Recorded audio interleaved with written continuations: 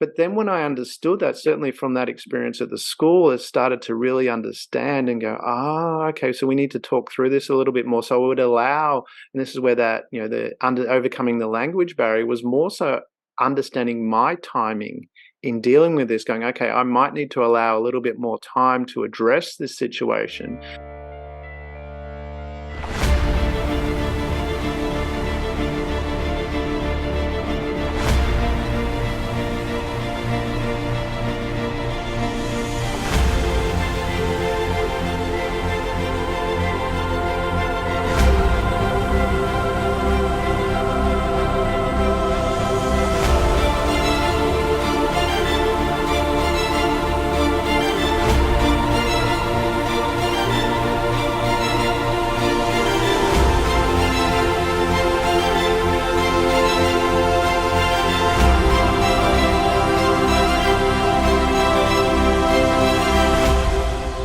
Hi, I'm Jenny and I'm here with Damien and we are We Leadership.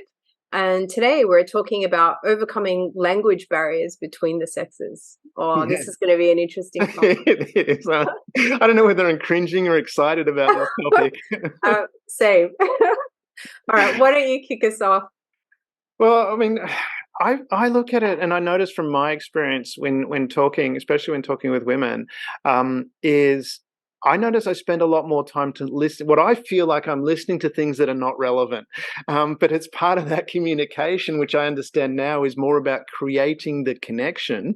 But a lot of times I'll be sitting there, and it happens with men too. But a lot of times I feel like, okay, I ask a question and I get an answer that has what I feel has no relationship to the question whatsoever.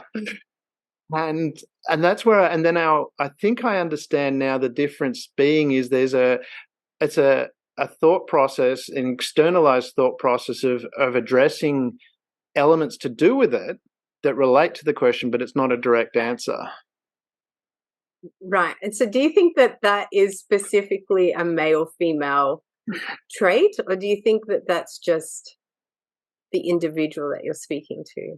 I find it more so with women, where there's more of a general conversation about a topic that it doesn't get more to the point. It's a longer conversation. I find that more with women than I do with men. Yeah, that's in a bit, and we're talking business perspective, not in a relationship perspective. That's a whole different topic. But in a business communication, I find there's a lot of times where that's what I feel is going on. But maybe too, I'm open to the fact that maybe my interpretation of what I think the answer is, or maybe I haven't communicated the question very well either. Too, that could be and that's something that is possible as well. Understanding what the other person's knowledge base is. Yeah, I don't know. This is an interesting subject because for me, I am quite direct, Mm-hmm. so I tend to just, answer the question, and I can be quite brief in that respects. But on the flip side, there are times where I know I will talk things out, and it might be the long way to the answer, but I'm processing. So part of that Mm. talking is about processing my response and how I might feel as well. So it's an interesting dynamic because I know that everybody sort of processes things differently. Sometimes you need to be able to speak it. Sometimes you just need to be in your man cave, let's say, and hash it out on your own to figure out what's going on in there. Yeah, Um, yeah. go ahead. No, I have to say though, I noticed it as much with men. Yeah, I do notice it with men. Like men will take a long time to answer a question. They'll Mm. tell me the answer, but then there's generally a story that goes on with it. Okay, yeah. Because and maybe that's why you and I get along very well because we're both direct with each other and just deal with it that way. But Task I did, orientated. but I noticed where it really stood out for me, and it wasn't a business setting, but it was with my stepdaughter's school. They went to a high-end private school, which was an all-girls school, and I noticed when we first went there, and did the orientation, and they took us through how they teach and how the school was set up. What they explained was, when we went to the classrooms, they actually had a lot of the classrooms were set up. The sciences were different, but the main classrooms were set up with round tables. And they had a table that was, roughly about 8 people would sit around each table. And they said, we've designed it this way because we know that girls learn more through that communication style, having those conversations. And therefore we've designed the classrooms to allow that collaboration and the exploring of ideas, to work through those ideas to get to the end result. And that's where that for me stood out, and was like, Yeah, that oh, makes a lot of sense, actually. yeah. And so that's where, from my perspective, and that helped with my awakening, and certainly because there was a certain element of frustration that I was experiencing when I was speaking, particularly when in business. It was okay. I need to. I was getting, because I'd like, get to the point. I've got another appointment to be at, and it's like, can we just deal with this? But then when I understood that, certainly from that experience at the school, I started to really understand and go, okay, so we need to talk through this a little bit more. So I would allow, and this is where that, overcoming the language barrier was more so understanding my timing in dealing with this, going, okay, I might need to allow a little bit more time to address this situation, to foster that relationship, to get to the point, because that's how that dynamic works. So I adjusted what I was doing accordingly to enable that, to facilitate that, and also to actually listen a little bit more, ask some questions in a way to help facilitate that process as well. Yeah, and I wonder how much of that is about making sure that the space is safe enough to be able to say what's on their mind, or what's actually bothering them, or what feedback even they might have about something. Because as you and I both know, it's not always safe to speak up in organizations, even when they're asking for feedback. It's not always well received. Yeah. Um, and I don't know how much that really factors in on a day-to-day basis, but certainly it gives you an indication of how much freedom there is to be able to speak up.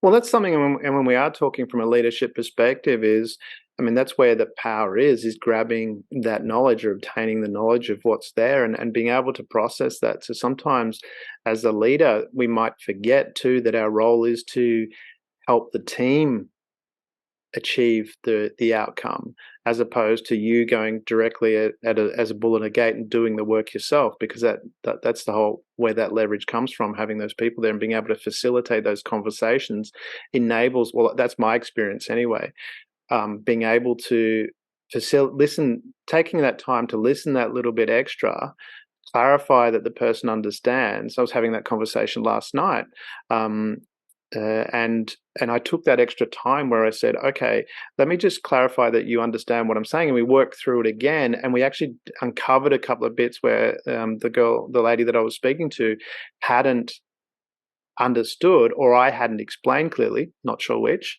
but by working through it, taking that time to work through it that little bit more, we actually clarified it, and then there was a clear understanding, was able to move forward.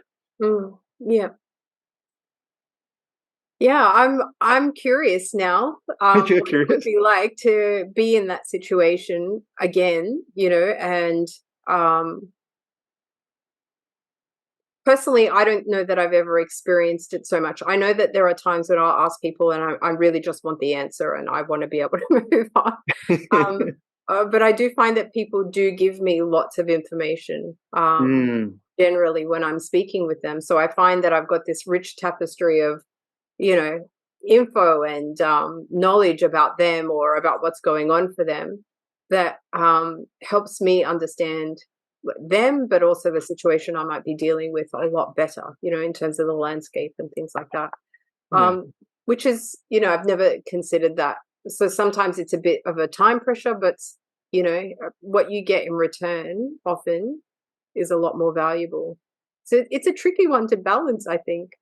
Oh, it certainly is, and as we probably, as we are genderizing it in a way, but it does apply across the board, because as you say, there's a lot of men, and I experience that too, where a lot of men will actually talk about things that aren't relevant, and well, I feel they're not relevant. It's like, just move on. Can you get to the point? Um, But it is maybe, from that perspective, it's taking that extra time to be clear about where you're going and being able to nurse that conversation in the direction you need to go as the leader. Yeah, so I wonder if this topic actually is more about compassionate leadership than it is Mm, about, the language barrier. Because I think if you look at what we've been through just in COVID and the shifts and changes that people have gone through, mm, there'd be a lot of people that are still dealing with the aftermath of that in some way, shape, or form. And I think that if there's ever a time for compassionate leadership and for coming together, and understanding that journey together, this would be one of those times. yeah, well, maybe that's where we leave that is have that compassion as the leader, have that compassion to be able to listen to what's going on and then allow and facilitate that conversation. Does that cover off where we're heading? Yeah, absolutely. Yeah. Jenny, it's always wonderful chatting on these We Leadership Talks. Thank you. And thank you to the Thanks. audience for listening.